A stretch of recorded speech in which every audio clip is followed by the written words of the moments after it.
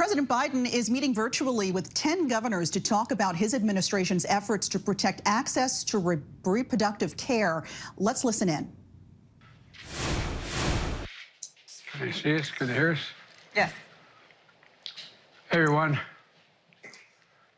Thank you for doing this. Thanks. Leave it to you. I open it up. You open okay. it up. I know you're all busy as I am. Thank you for making the time, but I need not tell any of you we're in a really an important area here, and we have to act. I'm joined by a group of Democratic governors. We work closely to protect women's rights after this tragic reversal of Roe v. Wade. A terrible, extreme decision, in my view, upending lives and impacting on the health and safety of millions of women. And I share the public outrage at this extremist court that's committed to moving America backwards with fewer rights, less autonomy, and politicians invading the most personal decisions that not only women, but we'll find if they expand on this decision, men as well. But as I've said last week, this is not over. Last week, I announced two specific actions. First, if extremist governors try to block a woman from traveling from her state that prohibits her from seeking medical help she needs to a state that provides that care, the federal government will act to protect her bedrock rights through the Attorney General's office. Second, if states try to block a woman from getting medication the FDA has already approved and has been available for more than 20 years, my administration will act and protect that woman's right to that medication.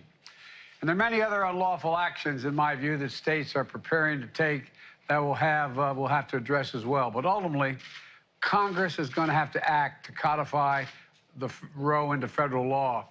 As I said yesterday, the filibuster should not stand in the way of us being able to do that. But right now, we don't have the votes in the Senate to change the filibuster at the moment.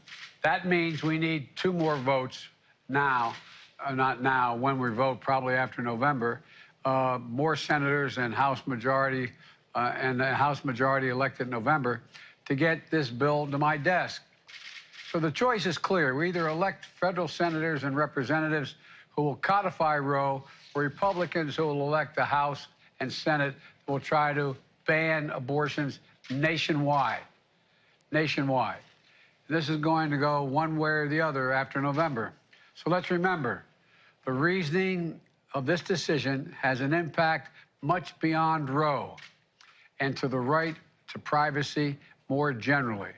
Justice Thomas himself said that. Under the reasoning of this decision, that the court should reconsider marriage equality and contraception.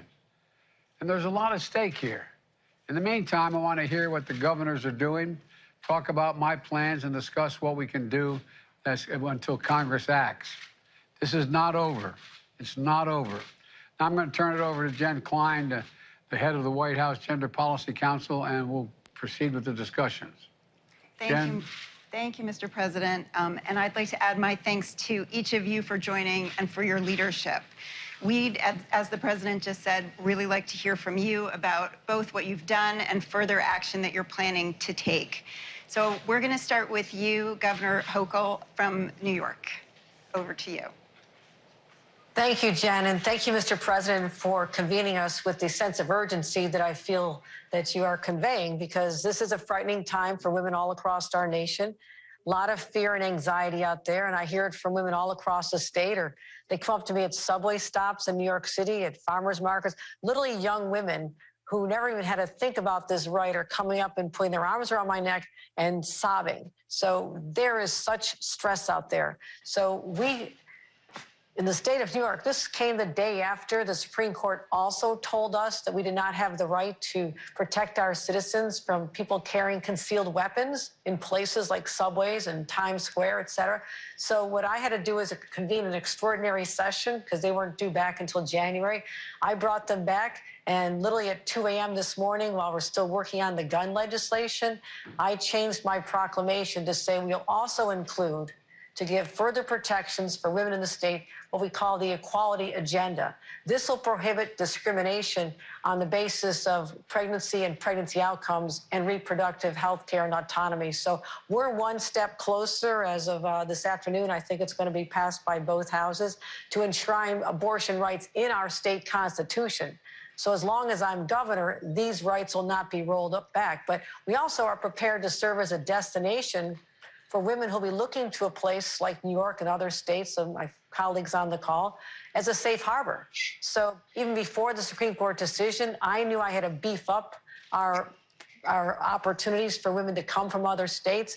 We allocated $35 million right off the bat to go to providers so they could hire more people, expand their space, and make sure that they can keep their staff safe from violence as well. And we also decided to mandate all insurance companies doing business in the state of New York now have to cover abortion. And I signed 6 bills related to protecting our providers after the decision came down.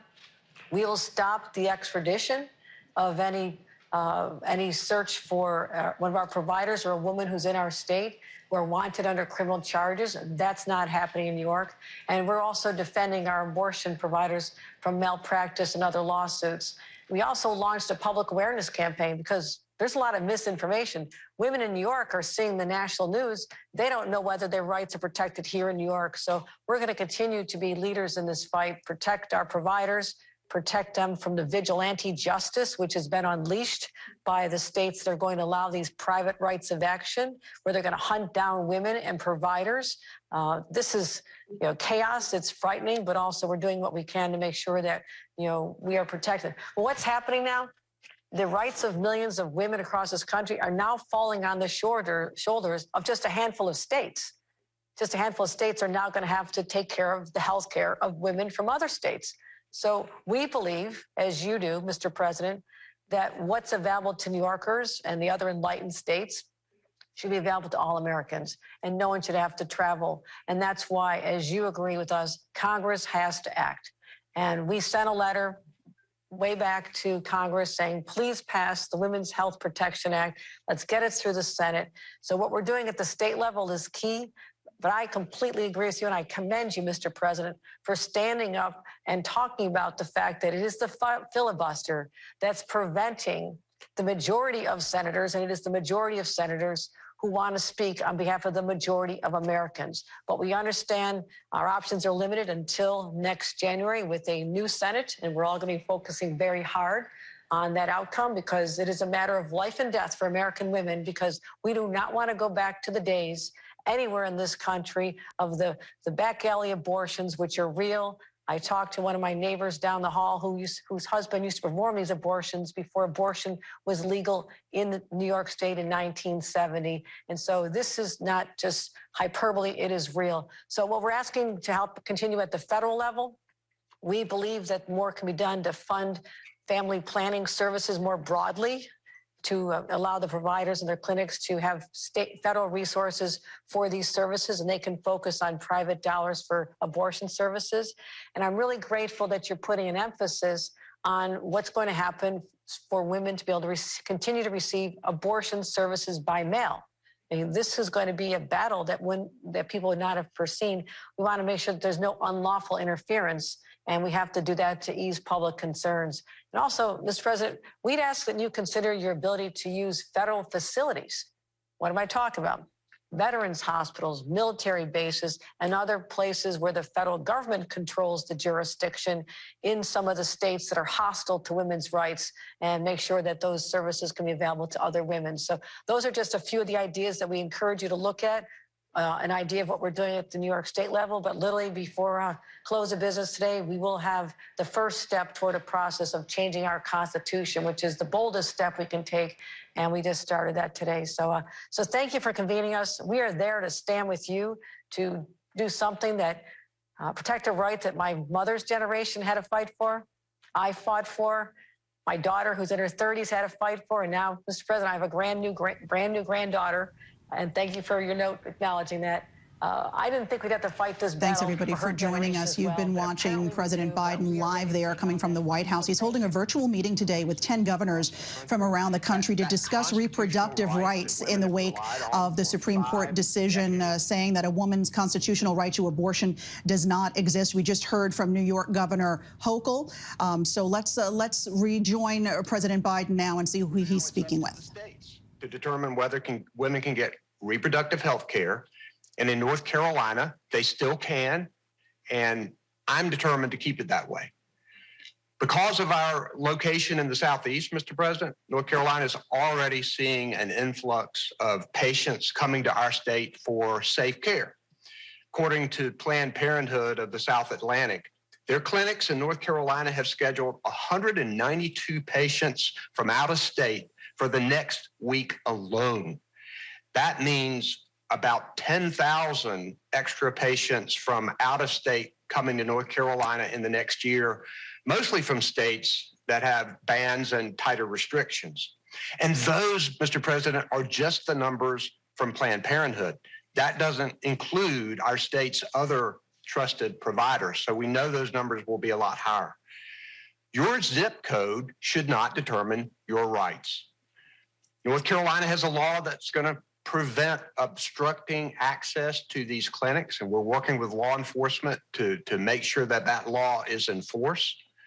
Women and doctors should not have these politicians in the exam room with them looking over their shoulders, and I'm going to continue to trust women to make their own medical decisions. Now, a large part of that, at least for North Carolina, Mr. President, is keeping enough Democratic state legislators in our state to sustain my vetoes, as they have time and again before.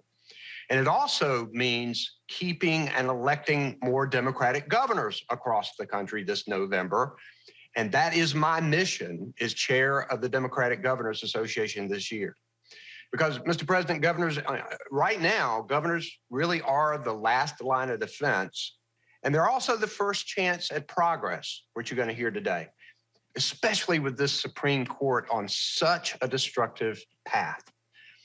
Mr. President, the stakes are high, but they have never been clearer.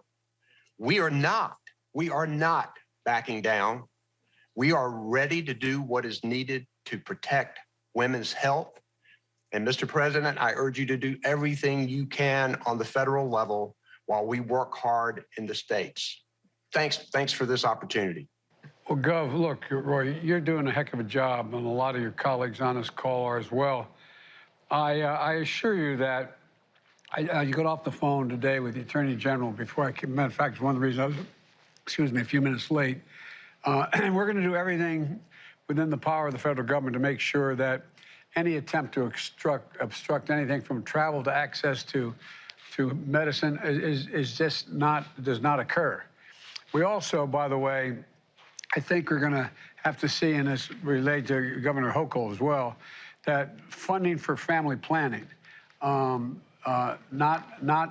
for abortion, but for family planning.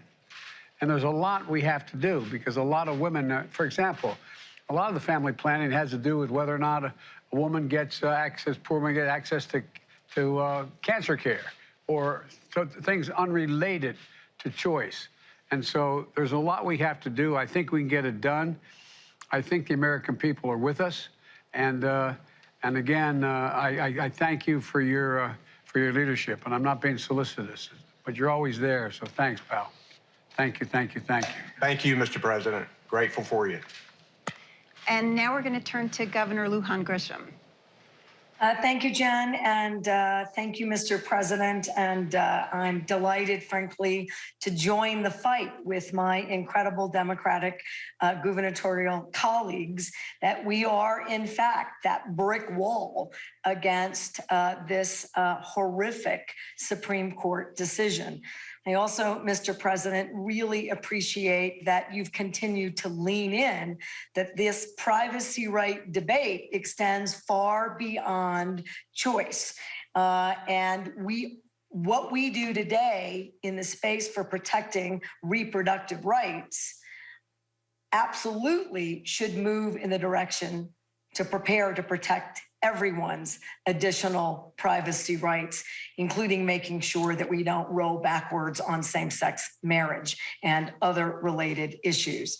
So New Mexico certainly saw this coming as a potential. We quickly, a year ago, I signed into a law repealing an antiquated, unconstitutional law that could criminalize abortion care and abortion providers. That is now repealed. We did that last year. And in doing that, we also increased resources for family planning, contraceptives, reproductive care, abortion care services through all of our network of providers and through state funds. We'll continue to do that. Most recently, we signed an executive order following the same kinds of efforts you're seeing now across the country, joining Massachusetts as an example, but now New York. This is not a place where the draconian efforts by neighboring states, such as Texas, who have stated that they will, in fact, criminalize providers. They're looking for providers that have multiple state operations and licenses. And this whole notion that you can criminalize the patient, including asking your neighbors and churches to turn your loved ones, family members, and neighbors in. We will not cooperate as a state in any of those efforts or investigations. We will not extradite. We will provide coverage and protection for all of our providers and any individual seeking abortion care and abortion services in the state of New Mexico. Like my colleagues, we're seeing an increase, and we're working diligently to make sure that when we say, and we mean, that abortion is legal, safe, and accessible, that in fact it is. So as you talk about what we can do, given this Supreme Court decision, and given that my colleague, like Chairman Governor Roy Cooper, not every state has a democratically led legislature. We are going to need the feds to think about ways, not just the FDA protection for making sure that telemedicine is available for contraceptives and abortion care. But in fact, we're going to need to make sure that through a public health vehicle that we are in fact doing family planning. We should educate people. That should be a national campaign. We should talk about access points. We should be using school-based health centers. There's a number of things that we could use your assistance and your leadership. And you're already leaning in that direction, not just on. We are going to step away from this live virtual meeting between President Biden and 10 governors on women's reproductive rights. Hi, everyone. George Stephanopoulos here. Thanks for checking out the ABC News YouTube channel. If you'd like to get more videos, show highlights, and watch live event coverage, click on the right over here to subscribe to our channel. And don't forget to download the ABC News app for breaking news alerts. Thanks for watching.